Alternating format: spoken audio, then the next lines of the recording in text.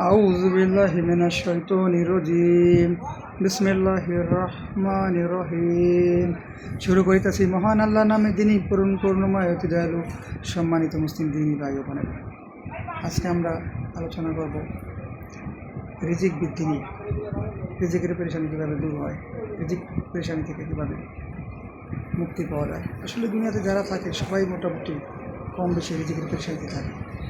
আল্লাহ তাআলা এই রিজিকের পেরেশানি থেকে আমাদেরকে হেফাজত করে। তো রিজিক বৃদ্ধির জন্য সবচেয়ে বড় আমল, আল্লাহ রসুল সাল্লাল্লাহু আলাইহি সাল্লাম বলেন যে তোমরা রক্তের আত্মীয়ত সম্পর্ক ছিন্ন করো না।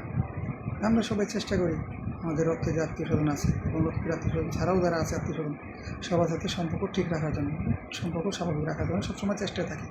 আল্লাহ তাআলা রিজিকের বরকত দিয়ে দিবেন মাঝে। এই না যে রিজিকের মানে টাকা পয়সা দিয়া, বাড়ি করে দিয়া, দুনি বানায় ফেলে আল্লাহ তাআলা, বিষয়টা এরকম না। টাকা পয়সাও দিতে পারে, ভালো সন্তানও দিতে পারে, ভালো ভিডিও দিতে পারে, সুস্থ হায়াতও দিতে পারে, বারাকা দিতে পারে, বা কম ইনকামে বরকত দিতে পারে। তো এই রিজিক বলতে হাদিসে যেটা আসছে যে বহুত কিছু বোঝায়, শুধু যে টাকা পয়সা তা না।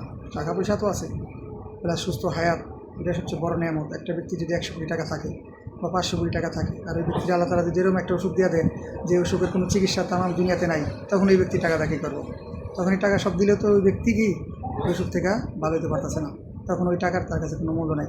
আবার কোনো ব্যক্তি যদি 100 কোটি টাকা, 200 কোটি টাকা, 500 কোটি টাকা থাকে, তো ওই ব্যক্তি যদি বাপ মা না থাকে, বিবি বাচ্চা মা বাপ না থাকে, পুরা পরিবার না থাকে, তখন ওই ব্যক্তির টাকাটা কী করবো? ওই ব্যক্তির টাকার কোনো মূল্য নাই। তো রিজিক মানি সব কিছু। রিজিক মানি ন্যাক হায়াত, আল্লাহ তাআলা সুস্থ রাখা, ভালো পরিবার দান করা, সচ্ছল রাখা, এবং কি ভালো ভালো কাজ করার তৌফিক দান করা, ন্যাকের কাজ করা, বেশি বেশি তৌফিক দান করা, গুনাহ কাজ থেকে বিরত থাকার তৌফিক দান করা, আল্লাহ রাসূল সাল্লাল্লাহু আলাইহি সাল্লামের সুন্নাত ফলো করার তৌফিক দান করা, সুন্নাত পালন করার তৌফিক দান করা, এগুলি সব কিছু রিজিকের অন্তর্ভুক্ত।